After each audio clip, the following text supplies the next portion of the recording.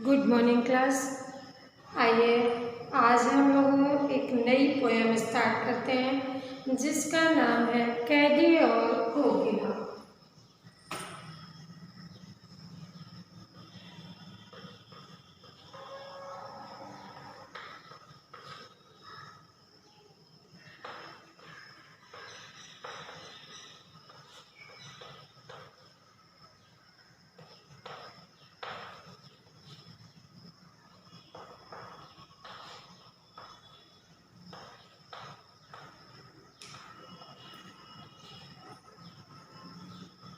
कैदी और कोकिला।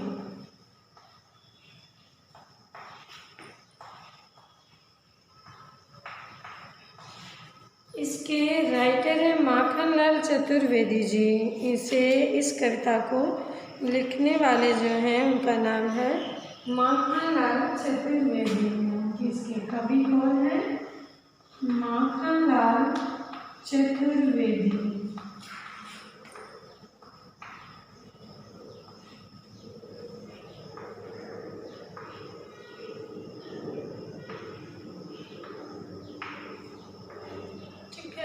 तो आज हम लोग कौन सी पोएम पढ़ने जा रहे हैं ये हम सब जान चुके हैं कि हम लोग आज कैदी और कोकिला पढ़ेंगे। और कैदी और कोकिला हमारी क्षितिज पुस्तक के काव्यखंड का चैप्टर है। हमने रसकान तक पहले करा दिया है, रसकान के आगे का चैप्टर है ये आपका कैदी और कोकिला। और इसके लेखक है माखनलाल चतुर्वेदी जी।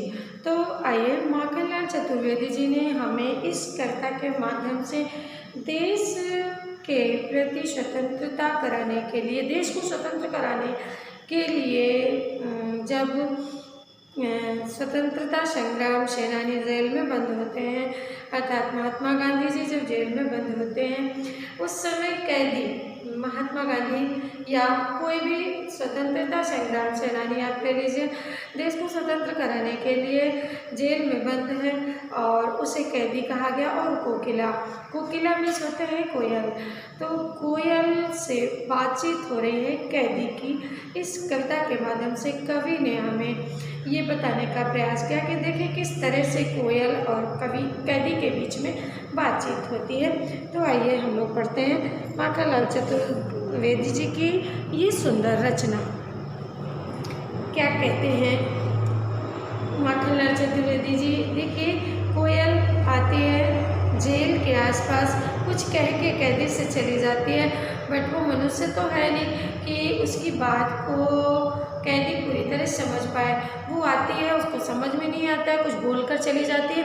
तो कैदी उससे कहता है, क्या गाती हो, क्यों रह जाती हो, क्या तुम गाती हो, और क्यों गाते गाते रुक जाती हो, रह जाती हो, गाते गाते तुम रह क्यों जाती हो, रुक क्यों जाती हो। कोकिल बोलो तो, ए कोयल बोलो तो, क्या लाती हो और तुम क्या लेके आती हो, किसका संदेशा लाती हो, किसका संदेशा लाती हो। कोकिल बोलो तो, कोयल आती है, कुछ गाकर चली जाती है, गाते गाते रुक जाती है। तो और उसके बाद कवि उससे पूछते हैं, ऐ कोयल ये बताओ तुम क्या गाती हो और क्यों गाते गाते रुक जाती हो, किसका संदेशा, क्या किसी का संदेशा लेकर तुम मेरे पास आई, मुझे बताओ तो। आगे कवि ने क्या बातचीत की कोयल से। ऊंची काली दीवारों के घेरे में, जेल की दीवारें कैसी होती हैं, उन्होंने अपनी बात बताई है कि ऊंची काली दीवारों के घेरे में, ऊंची हैं, काली हैं, काल कोठरी होती है, अंधेरा होता है, ऊंची हैं दीवारें और काली काली दीवारें हैं के घेरे में, चारों तरफ से बाउंडेड हैं, डाकू चोरों बटमारों के डेरे में। वहाँ पर कौन जाता है? डाकू जाते हैं, चोर जाते हैं, जो बटुआ मार होते हैं यानी पॉकेट मार जो होते हैं वो लोग जेल में जाते हैं। कोई सभ्य व्यक्ति, कोई अच्छा व्यक्ति तो जेल में जाता नहीं है। जीने को देते नहीं पेट भर खाना, अपने विषय में बता रहे हैं कि यहाँ पर तो चोर डाकू और बटमार आते हैं, अर्थात पॉकेट मार लोग आते हैं, यानी कि जो अपराध करता है, अपराधी आता है जेल में। तो यहाँ का रवैया कैसा है? जीने को देते नहीं पेट भर खाना। यहाँ लोग पेट भर खाने के लिए नहीं देते हैं जिससे हम अपना जीवन जी सकें, मरने भी नहीं देते तड़प रह जाना। मरने भी नहीं देते हैं, हम तड़प तड़प के रह जाते हैं। जीवन पर अब दिन रात कड़ा पहरा है। कवि ने बताया कि मेरे जीवन पर दिन रात कड़ा पहरा है। मेरे जीवन पर कैदी बता रहा है कोयल से कि दिन रात बड़ा कड़ा पहरा है। शासन है या तम का प्रभाव गहरा। शासन है यानी कि शासक का जो प्रभाव है तब में अंधकार होता है, वो अंधकारमयी है। बहुत तगड़ा अनुशासन मेरे ऊपर लगा, शक्ति से मेरे साथ लोग पेश आ रहे हैं। हिम कर निराश कर चला रात भी काली। हिम कर में चंद्रमा, रात्रि में चंद्रमा भी नहीं दिखाई दे रहा। अमावस्या की रात की तरह पूरी रात कालिमामयी है और रात पूरी काली है। इस समय कालिमामयी जगी क्यों आली? तो तुम कोयल भी काली है, तो इस समय तुम कालिमामयी रात में क्यों जग रहे हो? मुझे बताओ तुम्हारे जगने का कारण क्या है? आगे कहते हैं कवि, क्यों भूख पड़ी। कोयल कुछ नहीं बोलती है, कोयल का कहीं आंसर नहीं आता है। कोयल चुपचाप है पर्दे के पीछे और कवि सारी वार्तालाप कोयल से कर रहे हैं। क्यों हुक पड़ी, बोलते बोलते वो हुक पड़ती, चौंक जाना। हुक पड़ी वेदना बोझ वाली सी। मुझे तुम्हारी आवाज़ से ऐसा लगता है, वेदना में से दुख भरी आवाज़, तुम्हारी आवाज़ से ऐसा लगता है कि जैसे तुम बहुत दुख में हो। कोकिल बोलो तो, ऐ कोयल बोलो तो, क्या लूटा? क्या किसी ने तुम्हारा संसार लूट लिया है? क्या किसी को लूटते हुए तुमने देख लिया है? मृदुल वैभव की रखवाली सी। मृदुल वैभव मीठा बोलने वाली कोयल है, मीठा मीठा बोलती है, सारे वातावरण को मृदुल कर देती है। तो कोकिल बोलो तो, ऐ कोयल तुम बोलो तो, क्या हुई बावली? कोयल ये बताओ, क्या तुम पागल हो गई हो जो अर्धी रात्रि को चीखी, जो तुम आधी रात को चीख रही हो? कोकिल बोलो तो बार बार कहते हैं, ऐ कोयल तुम्हारे बोलने का क्या मतलब है? तुम्हारे रोने का क्या मतलब? तुम्हारे गाने का क्या मतलब? तुम्हारे चीखने का क्या मतलब है? तुम गाते गाते क्यों रुक जाती हो? क्यों तुम चीख उठती हो? क्या कारण क्या है? कुछ तो बताओ मुझे। कोकिल बोलो तो, किस दावा नल की ज्वालाएं हैं देखी। क्या तुमने दावानल में सोता है जंगल में लगी हुई आग? क्या तुमने जंगल में लगी हुई किसी आग को देख लिया? अर्थात कहीं युद्ध संक्रांति आग वगैरह का देख लिया तुमने? दावा ज्वालाएं हैं देखी। कोकिल बोलो तो, क्या कहीं चलती हुई ज्वालाएं देख लिया? कहीं युद्ध होते हुए देख लिया? कारण क्या है तुम्हारे चीखने का, तुम्हारे बोलने का, तुम्हारे गाने का? आगे कहते हैं कवि, कुछ नहीं बोलती हैं कोयल, जवाब कोई नहीं देती हैं। क्या देख न सकती जंजीरों का गहना। यहाँ जंजीरों को जो हथकड़ियाँ और बेड़ियाँ लगी हुई हैं कैदी के हाथों में और पैरों में, तो उसके लिए उन्होंने कहा, क्या देख न सकती जंजीरों का गहना। यहाँ उन्होंने गहना कहा है हथकड़ियों और बेड़ियों को।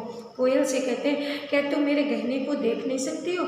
ये जंजीरों का जो गहना लगा हुआ है मेरे शरीर में, इसे तुम देख नहीं सकती हो? क्या तुमसे देखा नहीं गया मेरा कष्ट? गहना इसलिए कहा है कि देश के लिए, देश की स्वतंत्रता के लिए मुझे अगर ये बेड़ियाँ भी पहननी पड़े तो ये मेरे लिए गहने के समान है।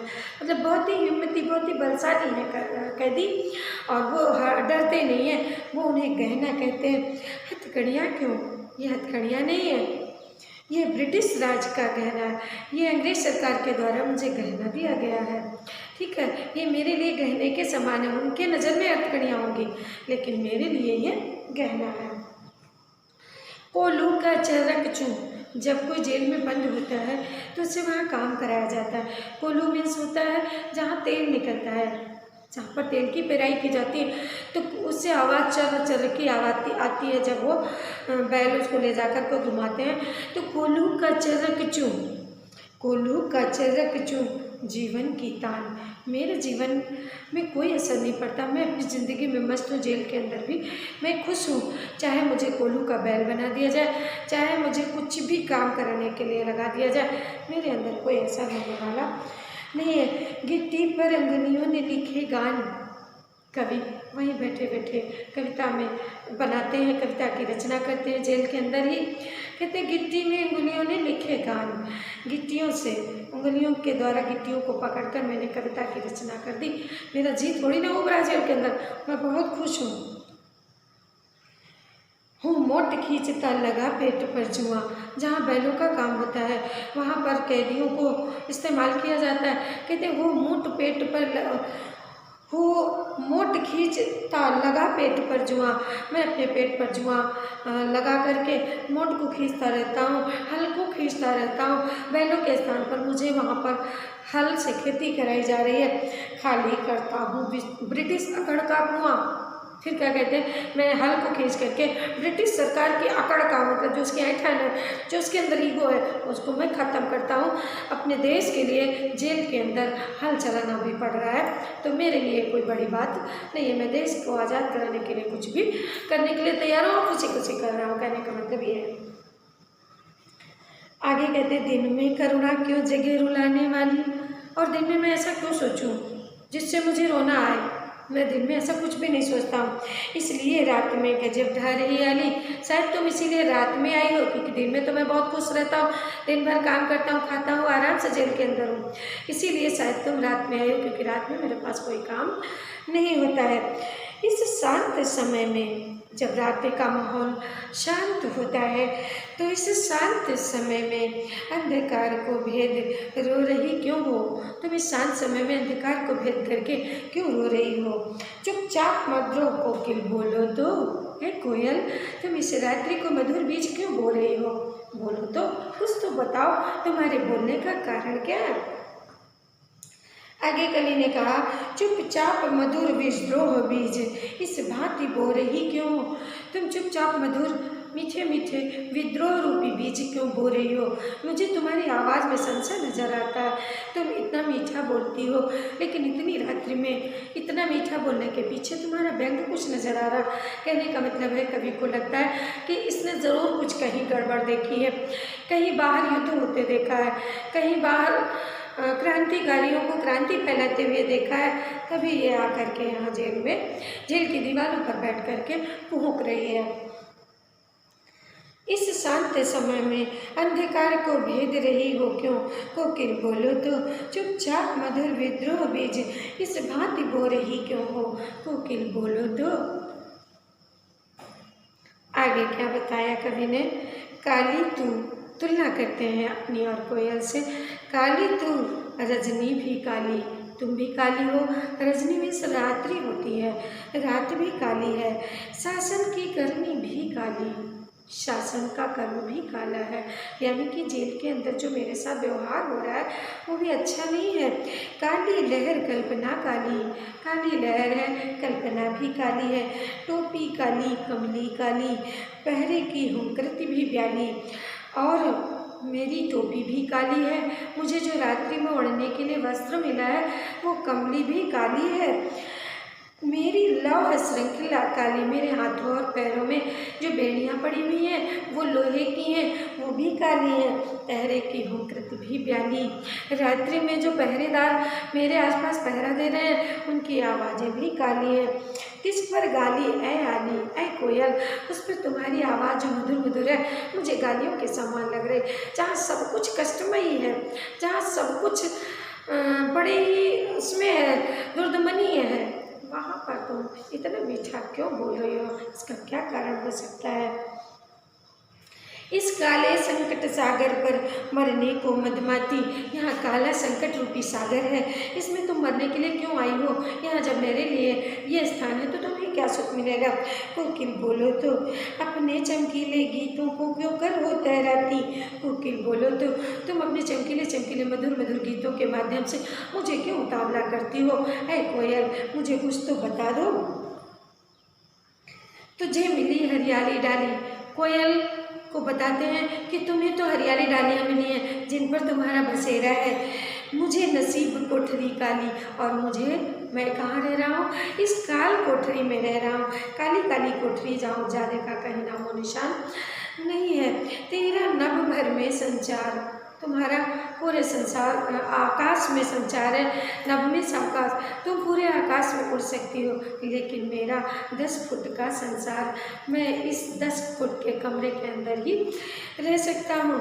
तेरे गीत कहावे वाह, तुम्हारा गीत जो है वो वाह वाह कहलाते हैं। जब तुम सुना देती हो किसी को अपने मीठे मीठे गीत, सभी वाह वाह करने लगते हैं, सभी का दुख दूर हो जाता है।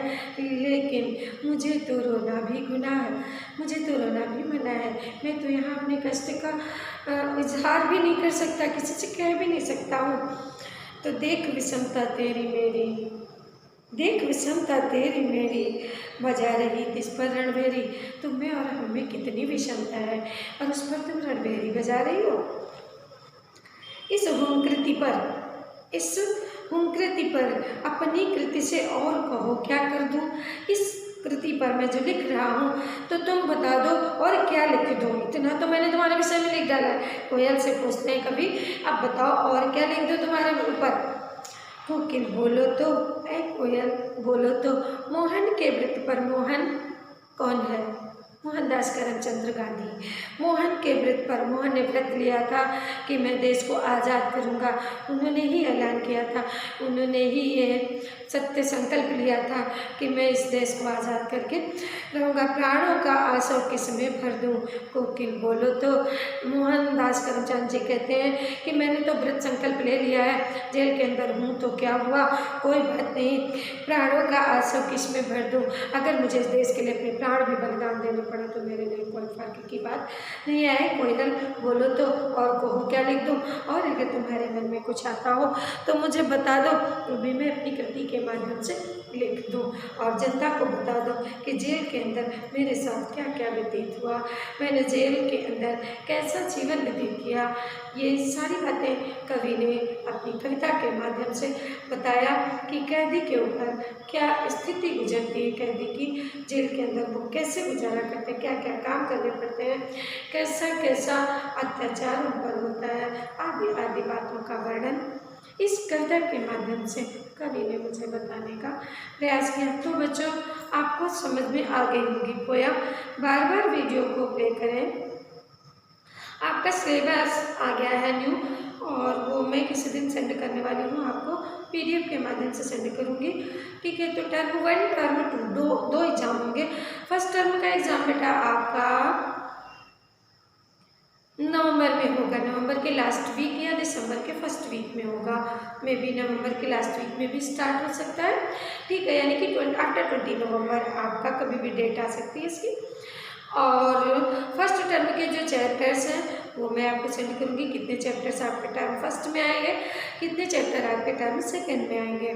लेकिन दिसंबर तक एग्ज़ाम जब चलेगा, नवंबर से दिसंबर, आधा दिसंबर चला जाएगा, रिजल्ट बनेगा, उसके बाद हमारे पास बचता है जनवरी और फरवरी का समय। सेकेंड टर्म हमारा मार्च में होगा, तो हम जितना भी कोर्स हमारा हो सकेगा, नवंबर से पहले टर्म 2 का भी कोर्स कंप्लीट हो जाएगा। थोड़ा बहुत जो बचेगा वो जनवरी में होगा, फरवरी में आपका रिवीजन वर्क होगा। ठीक है, तो इस तरह से हमने मैनेज किया है अपने कोर्स को, और इसी तरह से कराने का प्रयास करेंगे। आपको भी अपने टाइम टेबल, अपने शेड्यूल को बनाना होगा और उसी के अकॉर्डिंग आपको अपनी प्रिपरेशन करनी होगी। ठीक है, ऐसा नहीं कर सकते आप कि टर्म 1 अभी तैयार कर लें और टर्म 2 बाद में तैयार करें। साथ में आपको दोनों टर्म तैयार करने हैं। जिस चैप्टर्स के लिए जितना टाइम अवेलेबल हो आपके पास, उस हिसाब से तैयारी करते चलें। ठीक है, धन्यवाद बच्चों।